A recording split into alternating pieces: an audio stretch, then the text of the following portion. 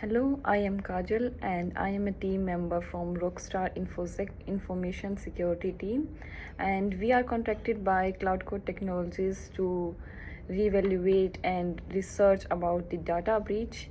So this video will provide a brief summary of data breach incident that Cloud Code suffered in 2024. The purpose of this video is to provide a deep analysis of the events that like the details of what happened to the cloud core technologies during this breach, how it happened and when it occurred. After a thorough analysis, the team has now assessed the impact of data breach on company and customers. Here are some key findings. Hi, my name is Julian. I'm also a member of Rockstarinfosec. As mentioned before, we were contacted just to assess the impact and the main key findings of the data breach attack suffered by Cloud Core. Well, I'm going to explain about the timeline of the events that lead to the data breach. First, everything started by September the 11th at 4 p.m. when an email containing a malicious link was sent to John Doe, a high employee in the company who had access to plenty of the databases and archives in the company. So by 4:30, this employee, John Doe, he just clicked in that email, and unfortunately that started all the data breach because the attackers, through that malicious link, got access to the database. And by 3 p.m. that day, the attackers logged into the Cloud Core network, implying that the attack was started and they had access to the database. Since that point, the system automatically was displaying alerts and flags about what was happening, but just until the next day, September the 12th at 9:15, the officer security chief just confirmed that unauthorized access and start the immediate containment. And just by 10 p.m. that day, the 12th, the incident response was lead to a forensic investigation. All that delay proves that there is a lack of proper monitoring and a response delay, and exactly that delay gave the opportunity to attackers to get into the database and do as they want. Now, regarding the incident response and chain of custody, we assessed as part of the response by Cloud Core, and we found that the company is following the guidelines from the ISO 27001 for incident response and chain of custody. For example, they follow the incident response process, which is detect, respond, and report the incidents, aiming to minimize vulnerabilities or data losses. Also, they follow the incident management steps, starting with identification, containment, eradication, recovery, and post-incident analysis as well. However, there are plenty of gaps or flaws in the actual response that they implemented. For example, there is ambiguity in discovery timeline. I mean, there is no a specific time to count until the time of start the response. Also, there are missing details on specific data types. I mean, nobody knows exactly what kind of data was lost in that attack. Also, the reports don't clarify who is handling the information to ensure the chain of custody, which is very important in case they have to go to court. Also, there is no clarity about who is the person in charge of the database at different times of the day. So for that reason, there is no a clear response, an immediate response when an emergency just shows up. And finally, we can say that in the response of the company, they are not very transparent saying who is in charge of each part, which is a big flaw that they need to fix. Hello, I'm another member of Rockstarinfosec. My name is Kundan Isamanchu, and I'm going to reveal some key points exposed during the data breach occurring. First, delayed response. Cloud Core took too long to detect and respond to a phishing attack. Second, security weakness. Hackers exploited vulnerabilities, including fake email used to trick staff members in revealing passwords, an outdated firewall setting, and insufficient monitoring. Third, customer data breach. Sensitive customer information was stolen, including personal data and finance information. 4. Loss of trust. Customers lose faith in Cloudcore's ability to protect their data. 5th, reputational damage. The breach hurt Cloudcore's reputation and relationship with customers and business partners. 6. Financial consequences. The breach leads to additional costs, potential customer loss, and regulatory fine. 7th, security gaps. Cloudcore's security measures were not robust enough to prevent the breach. Well, some of the simple solutions I'll mention are: first, improve security measures. Second, train staff to detect phishing attacks. 3, notify customers promptly in case of a breach. 4, strengthen data protection policy. 5th, regularly review and update security procedures. Let's discuss legal and ethical analysis part. So, Cloudcore run 3 data centers across Australia and support nearly 500 business customers by managing their server hardware, networking, data backup security, and providing the round-the-clock monitoring of client systems. So, Cloudcore deals with the sensitive information, including the financial records, healthcare data, personal information, and some corporate emails. For that, they need to maintain that the customer data is safe from unauthorized access and ensure it remains accurate and unaltered, and make sure it's accessible when needed. But in here, Cloudcore recently reported that the attacker gained unauthorized access to one of the critical databases, leading to the exposure of sensitive customer information, including their names, addresses, email address, payment details.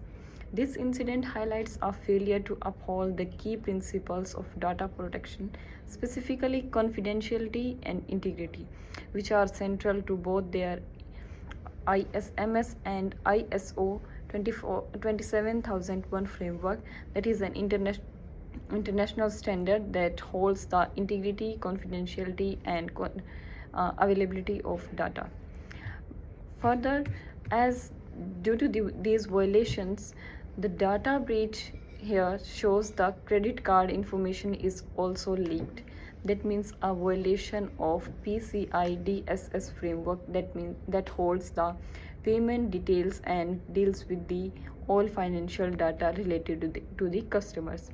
Cloudcore did not arrange security policies carefully and lacking defense and depth layer in dealing with the critical data, so that led to the violation of frameworks like PCI DSS and HIPAA. As due to these violations, HIPAA imposes civil penalties that range from $1,000 to the $50,000 per violation, and ISO 27001 and CCPA will not impose any fines directly, but there are some reputational damage, and there is a diplomatic pressure from the other nations. These things can lead to the loss of certifications from 27001 and impact the future opportunities for the Cloudcore. Cloudcore's response was quite positive, as they have disabled all the compromised accounts. Further, they have enabled the multi-factor authentications for the affected customers. In relation to that, they have written to breach notification letter to the customers that was quite clear and transparent. After confirmation of breach by Cloudcore Networks, the company had to inform all of the affected customers about the incident.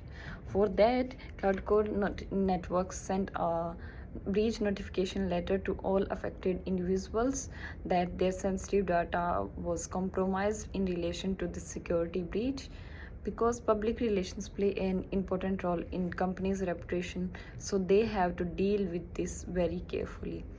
Talking about the timeline, the Cloudcore discovered the unauthorized access in their customer database on September 12, 2024, and on the same day, they have notified about the breach to the customers. But it takes a long time to discover the breach, but they inform customers on a timely basis that meet their legal requirements. Further, the letter was quite transparent as it shows what happened on the incident and when it happened. So by this way, the cloud core shows that they are transparent to the public. Talking about the effectiveness, the communication method was quite effective, but as it not only acknowledged customers about the breach but also shows their concern and seriousness towards the breach. Okay, I'm going to mention about some recommendation and mitigation. First, in recommendation, there are security enhancement, compliance and risk management, customer support and communication, employee education and technical enhancement. In security enhancement, first, regular security checks by identifying and fix security weakness. Second, data encryption, protect data with secure formats. And third, instant response plan, responds quickly and effectively to cyber attacks. In compliance and risk management, first, follow data protection regulation mentioned in the previous slides. Second, third-party risk assessment, ensure vendors comply with regulations. In customer and support communication, first, clear notification protocols, inform stakeholders about security incidents. Second, transparency, share updates and engage with the public. Third, customer support, provide refunds, credits and security support. In employee education, first, security awareness training, educate employees on best practices. Second, social engineering awareness, recognize and respond to phishing attacks. In technical enhancement, first, vulnerability management, regular patch and update systems. In second, security information and event management, monitor and analyze security data. Now I'm going to be mentioning about the mitigation, like first, prioritize network security and customer support. Second, implement clear notification protocols. Third, conduct regular security audits. Fourth, educate employees on security best practices. Fifth, ensure compliance with data protection regulation. And I'm going to mention some of the benefits, like prevent future breaches, regain customer trust, avoid fine and penalties, maintain reputation, and ensure business continuity. Okay, finally, at the end of all this assessment, we can say some conclusions about the work we have done. For example, the first one is that there is a delay in response to mitigate the attack. So an automatic response towards such an obvious attack could have been in practice. So the company must implement this kind of automatic response. Also, in the documentation provided by the company, like interviews and news, there is no clarity regarding the implementation of backups to safeguard the customer data. And they need to disclose and explain properly how the backups are working. Violation of legal frameworks will impose fines and take some actions which in future results in losing opportunities and reputation. As Cloudcore were not following ethical practices in their working, either be its training or third-party risk assessment, so consequently had to face some reputational damage and need to pay penalties and may lose some well-known certificates. Further, the Cloudcore networks were fair in communication strategies, but to rebuild the trust from customers, the company need to be more transparent while taking actions regarding the breach and welfare of the affected individuals. Overall, it should be said that the management team should pay more attention to the employee training to avoid future incidents and implement an immediate emergency response plan to tackle cyber attacks quickly.